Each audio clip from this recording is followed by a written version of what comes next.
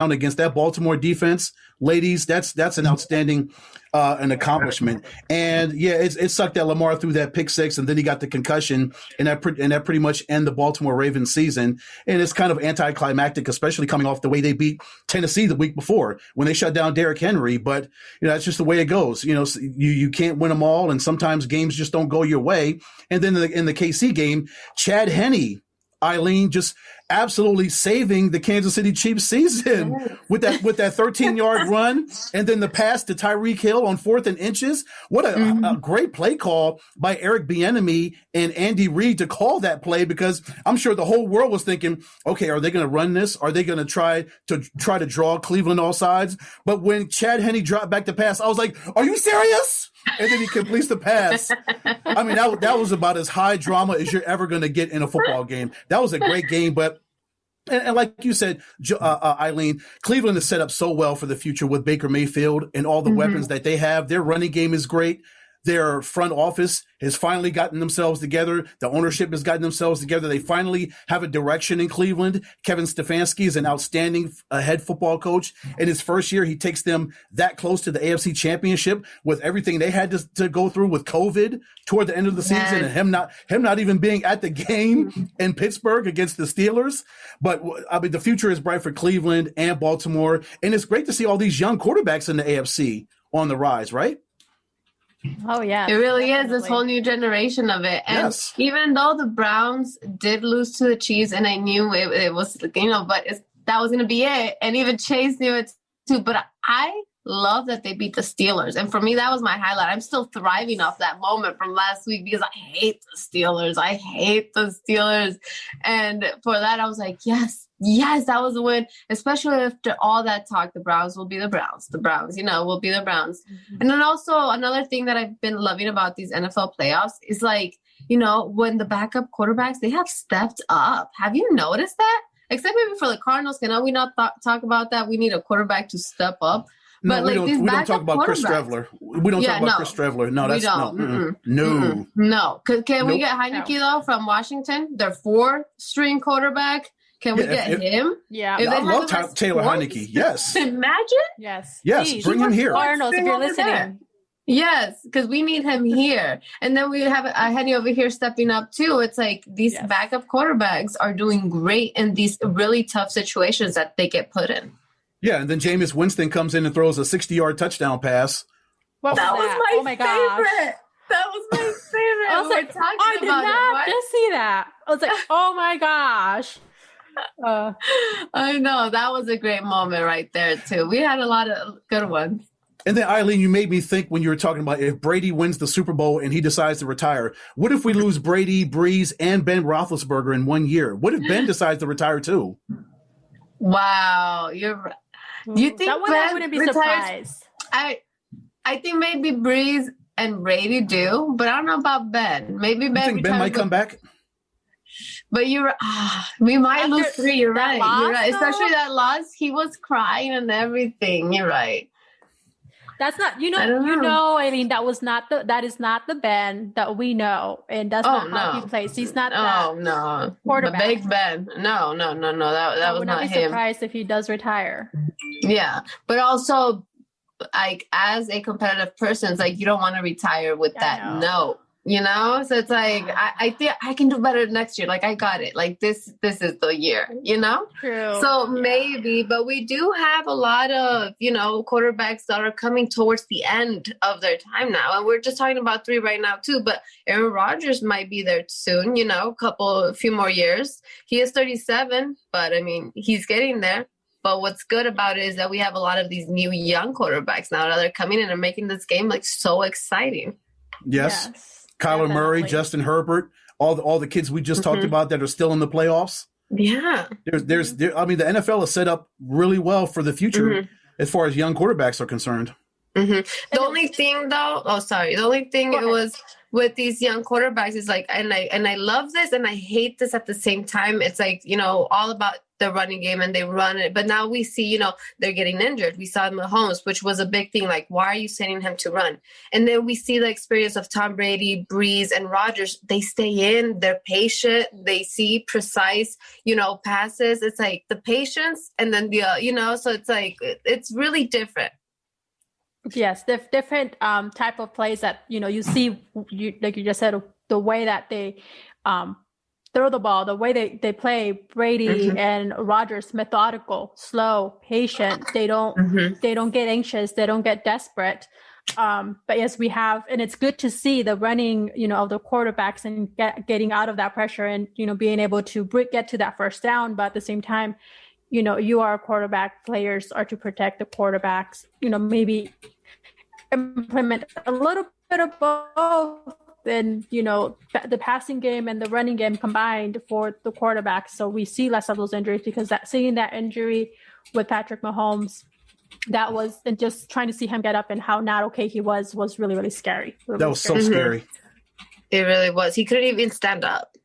And I think over time, these young quarterbacks will develop that kind of patience and will develop into like a Tom Brady or Aaron Rodgers, that kind of patience and that kind of methodical play, like you said, Joe. But it also depends on the system. Each team has a different offensive system, which uses their quarterbacks differently. Yes, it really is. It depends on the team. And I'm glad, like, they make the game exciting too, like running. I love how when, Heinicke, I loved his aggressiveness when he played, against Tom Brady in that first round too. And it was like, he was running it. He was going for it. And that was something I was like, we need that too. That's why I want him to recruit him to the Cardinals. Yeah. I think Steve Keim should be on the phone with his agent right now to say, look, dude, how can we get Taylor on our football team? We need him. Yes. Yes. That's what we need. Let's manifest it, Eileen. Let's bring it to reality and send our vibes and our thoughts to the Steve Keim and Michael Bidwill. We'll write an anonymous letter. Yes. Yes, that would be amazing. And talking quarterbacks, and let's looking ahead into next Sunday, or this coming Sunday, whichever way you want to put it. We have the Chiefs and Patrick Mahomes. Hopefully, he will be fully healthy and we'll be able to see him on the field. And then facing off Josh Allen and the Bills. Another two great quarterbacks. And this is going to be another exciting football game to see them both. We see Josh Allen, how he's developed as a quarterback and how he's been able to, bring this team on and bringing them to the playoffs and what they've been able to do. Chiefs, Patrick Mahomes going for that second Super Bowl run in, 2 years. So just a phenomenal, the alien, we call him, of a quarterback that he is, and just the performance that's out there, and seeing Tyrann Mathieu as well, in just the Chiefs and the team as they come together. So what we're expecting to see, it's going to be one of those other games that are going to be very exciting to watch. So Ed, what is it that you're looking forward to from this specific game?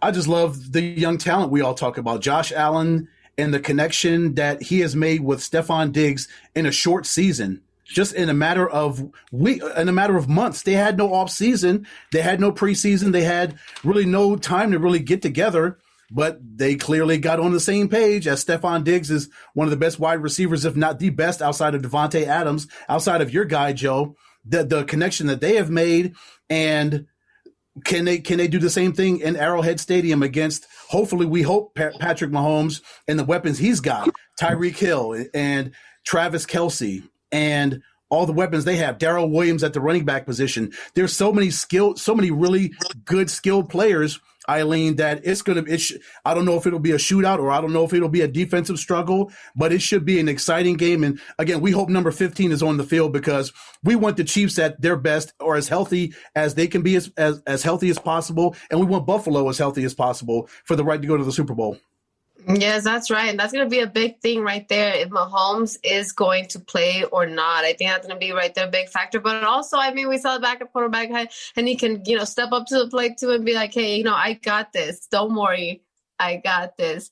So whatever it is, it's going to be a really interesting game. But I mean, Stephon Diggs and Josh Allen, I'm still going to go for the Bills. I'm picking the Bills on this one. I mean, Mahomes, Chiefs, and Tyrann Mathieu, and I know, it's going to be like, their third time hosting an AFC Championship game, and, it's like they got it again. They were the favorites, but I think this is it. Bills will be going to the Super Bowl.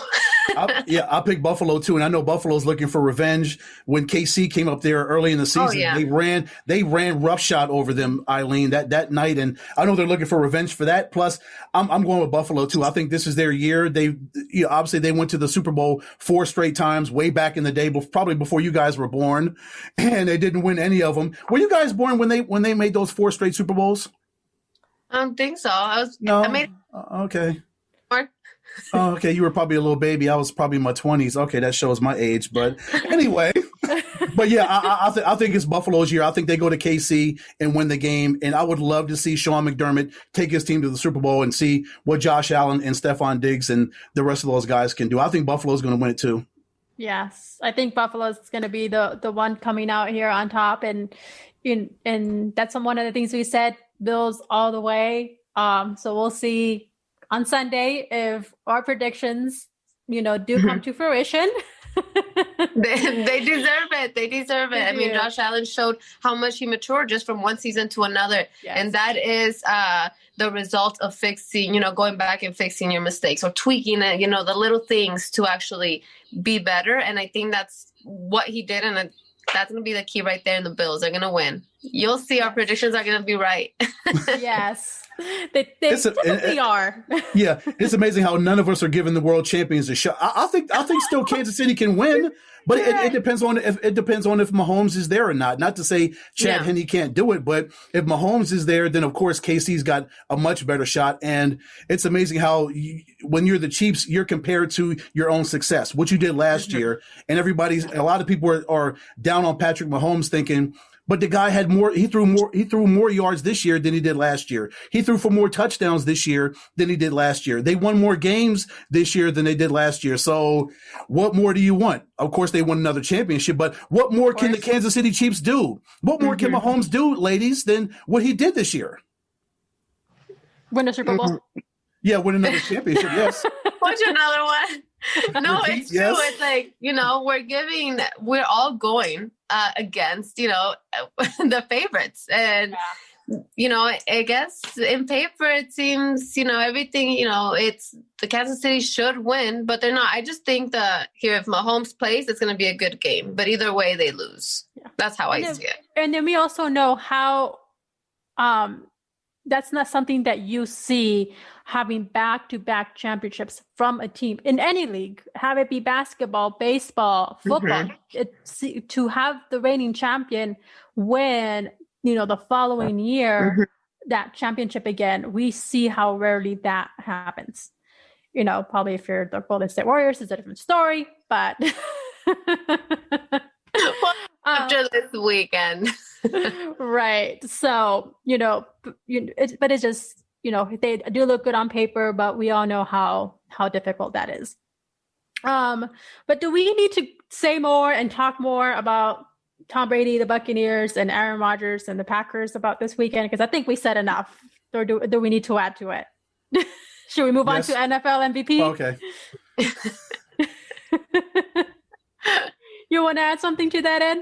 I just think it's going to be Green Bay and Buffalo in the Super Bowl. I just think this is Aaron's year. He is determined to take his team to another championship. He hasn't had one in a decade, so he's overstarved for another Super Bowl ring, and he's just motivated. He's completely driven to get another championship, and this is his year. And I think Sunday is going to be his day to catapult his team to Tampa for the Super Bowl. But of course, it would be cool if the Buccaneers win, because they'll be the first team to ever to play in their own stadium in the Super Bowl. I remember when that almost happened here in Arizona. And yes. Yes. You're going to be the first team. to play in the place where you host, and I was so excited. And that one still hurts. Yeah, that really hurt. I Oh, think I'm like shedding a tear right now. Oh gosh, but I would be happy for Brady if that does happen. But I think you're right, Ed, and we've said it time and time again here on the show. Aaron Rodgers is just, he has like the eye of the tiger. He's just so focused and so dedicated. He's just in a flow, and there's just nothing that's stopping Aaron Rodgers at all. Bet at the best year I think of his career he's had